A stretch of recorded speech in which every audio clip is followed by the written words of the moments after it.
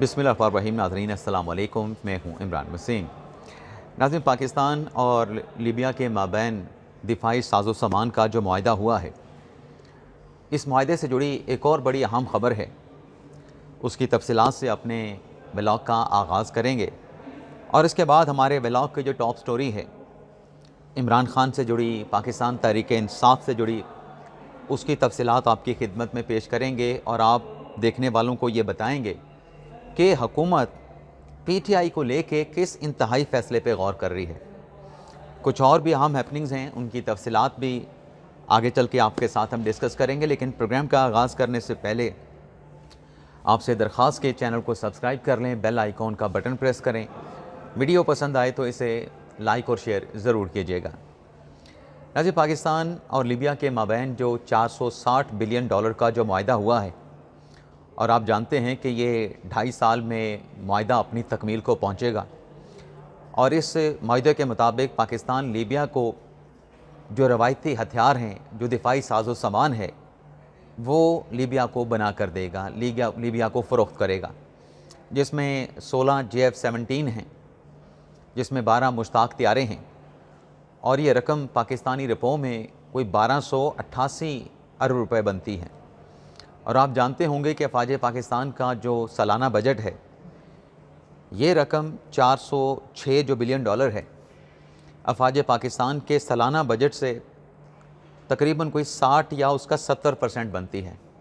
यानी एक ही झटके में इतनी बड़ी अमाउंट जो है, पाकिस्तान की जो दिफाई साजो सामान की जो इंडस्ट्री है, वो पाकिस्तान के ख़जाने में, पाकिस्तान की किटी में आने जा रही है। लेकिन इस खबर के साथ साथ दूसरी खबर ये है कि ये जो मुआहदा पाकिस्तान और लीबिया के साथ है, ये सिर्फ़ इब्तदा है। इसी नोयत के 2 से 3 और मुआहदे भी आइंदा आने वाले दिनों में पाकिस्तान के होने जा रहे हैं, 2 से 3 ममालिक के साथ। और उन ममालिक से जो एडवांस रकम रिसीव होगी, जैसा कि लीबिया से जो $2 बिलियन एडवांस में मिलेंगे, पेशगी मिलेंगे, वो अगले साल के जनवरी का जो महीना है उसमें पाकिस्तान को रिसीव हो जाएंगे। लेकिन 2 से 3 ममालिक के साथ जो डील चल रही है, उसमें एक्सपेक्टेड ये है कि एडवांस मनी की मद में, पेशगी अमाउंट की मद में कोई 8 से 10 बिलियन डॉलर जो है वो पाकिस्तान को रिसीव होंगे। तो आप अंदाज़ा कर लें कि पाकिस्तान की दिफाई साजो सामान की जो इंडस्ट्री है, मार्का हक के बाद दुनिया के ममालिक उसमें कितनी दिलचस्पी ले रहे हैं। और इस नई डेवलपमेंट के हवाले से कि 2 से 3 ममालिक पाकिस्तान से दिफाई साजो सामान ख़रीदना चाहते हैं, बड़ी क्लैरिटी के साथ हैदर नकवी साहब ने बताया है कि ये रकम जो $10 बिलियन आइंदा आने वाले दिनों में पाकिस्तान को इसी नौयत के मुआहदों से मिलने का इम्कान है, ये सिर्फ पेशगी अमाउंट होगी। यानी एक्चुअल जो अमाउंट है वो इससे भी ज़्यादा होगी। हम अगर आज लीबिया के साथ इस मुआहदे को गैर मामूली माली एग्रीमेंट करार दे रहे हैं, तो आइंदा आने वाले जो मुआहदे हैं, जो खुशखबरियाँ हैं, वो इससे भी ज़्यादा बड़ी होंगी। अब नाज़रीन, आते हैं इमरान खान साहब से जुड़ी जो ख़बरें हैं, तहरीक इंसाफ से जुड़ी जो ख़बरें हैं, अब उनकी डिटेल आपकी खिदमत में पेश करते हैं। सबसे पहले तो नाज़रीन, इमरान खान साहब के ख़िलाफ़ जो तोशाखाना 2 का फ़ैसला आया, बुशा बीबी और इमरान खान साहब को 17 साल के लिए सज़ा सुनाई गई। अब इस फैसले के ख़िलाफ़ इमरान खान साहब ने इस्लामाबाद हाई कोर्ट में अपनी लीगल टीम को ये हुक्म दिया कि आप इस फ़ैसले के ख़िलाफ़ अपील दायर करें। अच्छा, ये ख़बर चले या ना चले, ये ऐसे ही होता है कि आपके ख़िलाफ़ फ़ैसला आया है तो आप एपलेट फ़ोरम पे चले जाते हैं, बड़े फ़ोरम पे चले जाते हैं कि नीचे वाली अदालत का फ़ैसला हमें कबूल नहीं, तो इसलिए हमने अपील फ़ाइल कर दी है। तो इमरान खान साहब ने अपनी लीगल टीम को जो हुक्म दिया था कि आप इस फ़ैसले के ख़िलाफ़ इस्लामाबाद हाई कोर्ट में अपील दायर करें, तो अपील की तैयारी के लिए और अपील इस्लामाबाद हाई कोर्ट में फ़ाइल करने के लिए ज़रूरी है कि इमरान खान साहब और बुशरा बीबी साहबा का जो हाथ से दस्तखत किया गया जो वकालतनामा है, ना सिर्फ इमरान खान साहब के सिग्नेचर हों, बल्कि इमरान खान साहब का अंगूठा भी हो। बुशरा बीबी साहबा के सिग्नेचर हों, बुशरा बीबी साहबा का भी उस पर अंगूठा लगा हो। अब पीटीआई की लीगल टीम ने जो डयाला जेल के इंतज़ामिया हैं उनके साथ रजू किया था, लेकिन बताया जा रहा है पीटीआई की तरफ से, पीटीआई की इमरान खान साहब, बुशरा बीबी साहबा की लीगल टीम की तरफ से, कि वो वकालतनामे जो हैं वो जेल इंतज़ामिया सिग्नेचर करवा के, अंगूठा लगवा के इमरान खान साहब की लीगल टीम को फ़राहम नहीं कर रही हैं, जिसकी वजह से जो इंसाफ की फ़रहमी तक जो रसाई है, वो रसाई जो है वो बंद कर दी गई है। मेरे ख्याल से ये जो सवाल उठाया जा रहा है कि जो केविएट हैं उस पर सिग्नेचर और जो थंब इम्प्रेशन है वो नहीं लगा के दिया जा रहा है, इनकार किया जा रहा है, मेरे ख्याल से ये बहुत जल्दबाजी में ये बात कही गई है। जो इंसाफ तक रसाई है ना, एक्सेस टू जस्टिस का जो आपका कॉन्स्टिट्यूशनल राइट है, वो कोई नहीं रोक सकता। वो डायल जेल के इंतज़ामिया सुपरिटेंडेंट नहीं रोक सकता। अब जो कहा जा रहा है कि हमें वकालतनामे नहीं मिल रहे, तो आज नहीं तो कल परसों आपको ये वकालतनामे मिल जाएंगे, जिसमें इमरान खान साहब के सिग्नेचर भी होंगे, उनके अंगूठा भी लगा होगा, बुशरा बीबी साहबा के सिग्नेचर होंगे, बुशरा बीबी साहबा का अंगूठा भी लगा होगा। तो आप ये अपील बड़ी आसानी के साथ दायर कर सकते हैं। मेरे ख्याल से बहुत जल्दी जो है इमरान खान साहब की लीगल टीम से जुड़े जो रुकन हैं, जो अरकान हैं, उन्होंने इस नोयत के जो है वो सवालात उठाने शुरू कर दिए हैं। मेरे ख्याल से थोड़ा सा सब्र से काम करेंगे तो इस हफ्ते या अगले हफ्ते ये सारा प्रोसेस मुकम्मल हो गया। अडयाला जेल के इंतज़ामिया की जानिब से इमरान खान साहब की लीगल टीम के हवाले जो वकालतनामे हैं वो उनको हैंड ओवर कर दिए जाएंगे। अब नाज़रीन आते हैं दूसरी जो खबर है, इमरान खान को बाईपास कर दिया गया, इमरान खान साहब को आउट कर दिया गया। नाज़रीन माजी में इमरान खान साहब की माइनस इमरान खान साहब की बातें होती रहीं और तहरीक इंसाफ कहती है कि माइनस इमरान खान हो नहीं सकता, और वैसे भी इतनी आसानी के साथ या इतना आसान नहीं कि माइनस इमरान खान किया जा सके, क्योंकि पाकिस्तान में इस वक्त जो सियासत है, जो सियासी जमातों की का जो स्ट्रक्चर है, जो ढांचा है, वहाँ पर वन मैन शो होता है या ख़ानदानी पार्टियाँ होती हैं। जैसे पीपल्स पार्टी देख लें, नून लीग आप देख लें, और जो तहरीक इंसाफ है वो बानी तहरीक इंसाफ इमरान खान है, यानी इमरान खान है तो तहरीक इंसाफ है, तहरीक इंसाफ है तो इमरान खान है, तो इनको अलग नहीं किया जा सकता। इतनी आसानी के साथ ये मुमकिन नहीं है। लेकिन अब नाज़रीन हुआ ये है कि जो वज़ीर आज़म साहब ने ऑफ़र की थी ना पाकिस्तान तहरीक इंसाफ को मुज़ाकरात की, आज हम 24 दिसंबर को ठहरे हैं, 23 दिसंबर को ये ऑफ़र की गई थी। एक नाज़रीन लेटर जो है वज़ीर आज़म साहब को रिसीव हुआ है, और ये लेटर जो कि वज़ीर आज़म ऑफ़िस को शहबाज शरीफ साहब को रिसीव हुआ है, ये 23 दिसंबर का है। इस लेटर में बात की गई है कि पाकिस्तान तहरीक इंसाफ की वो असीर क़यादत जो कि कोट लखपत जेल में मौजूद है, जिसमें शाह महमूद कुरैशी साहब हैं, जिसमें इजाज़ चौधरी साहब हैं, जिसमें यास्मीन राशिद साहबा हैं, उमर सरफराज चीमा साहब हैं, मियाँ महमूद रशीद साहब हैं, इजाज़ चौधरी साहब हैं। वज़ीर आज़म साहब को ये ख़त लिख के कहा गया है कि आप PTI की इस असीर क़यादत को कोट लखपत जेल से अब पैरोल पर रिहा कर दें।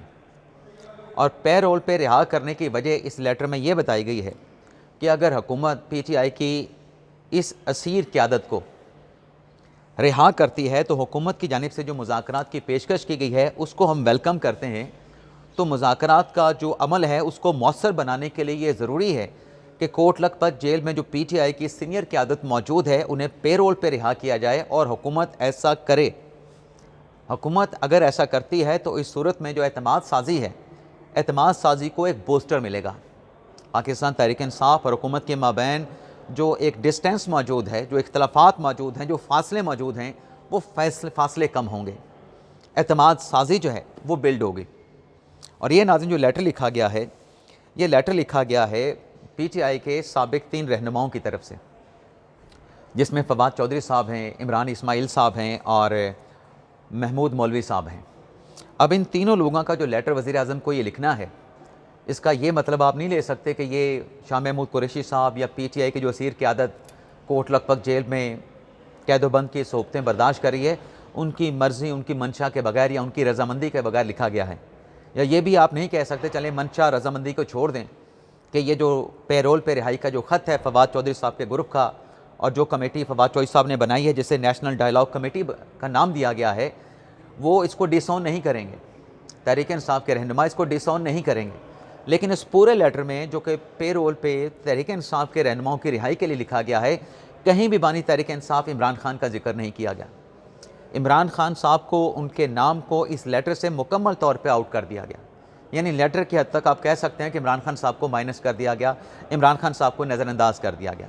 और इस लेटर में जैसे मैंने अभी कुछ देर पहले कहा कि वजह यह बयान की गई है, लॉजिक ये रखी गई है हुकूमत के सामने कि अगर आप इस क़यादत को रिहा करते हैं, पेरोल पे रिहा करते हैं, जो कि हुकूमत का एग्जेक्टिव का अख्तियार होता है, तो इस सूरत में जो आप मुज़ाकरात तहरीक इंसाफ के साथ करना चाहते हैं, तो ये क़यादत जो है वो बड़ा इफेक्टिव, बड़ा मौसर रोल जो है वो अदा कर सकती है उन मुज़ाकरात को कामयाब बनाने के सिलसिले में।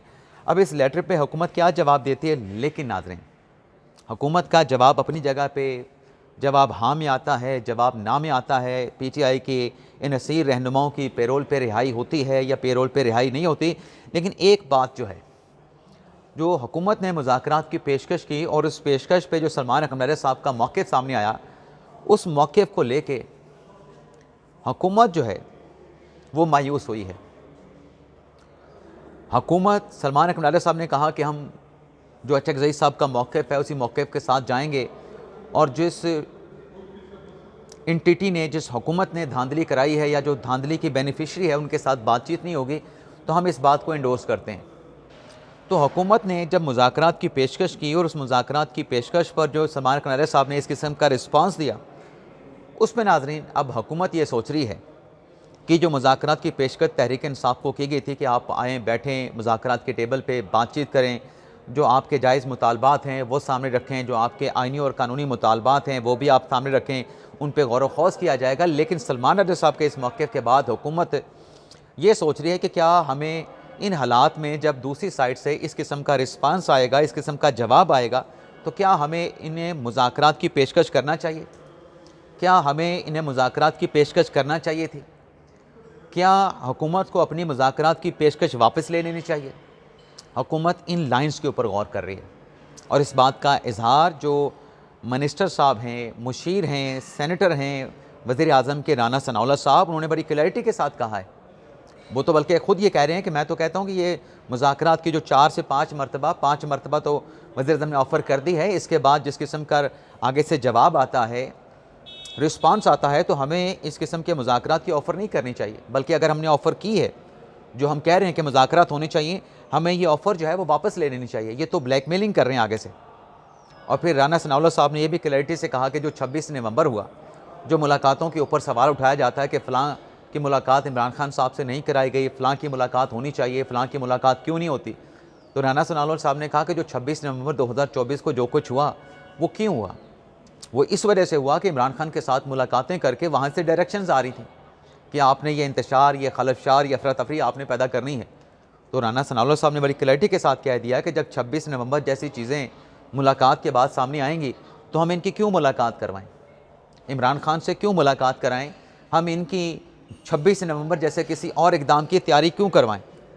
तो ऐसी मुलाकातों पे मुकम्मल तौर पे पाबंदी होनी चाहिए। अगर मुलाकात होनी भी है तो राना सनाउल्लाह साहब कहते हैं कि जो जेल मैनुअल है, जो जेल रूल्स हैं, उसके मुताबिक ये मुलाकात होनी चाहिए।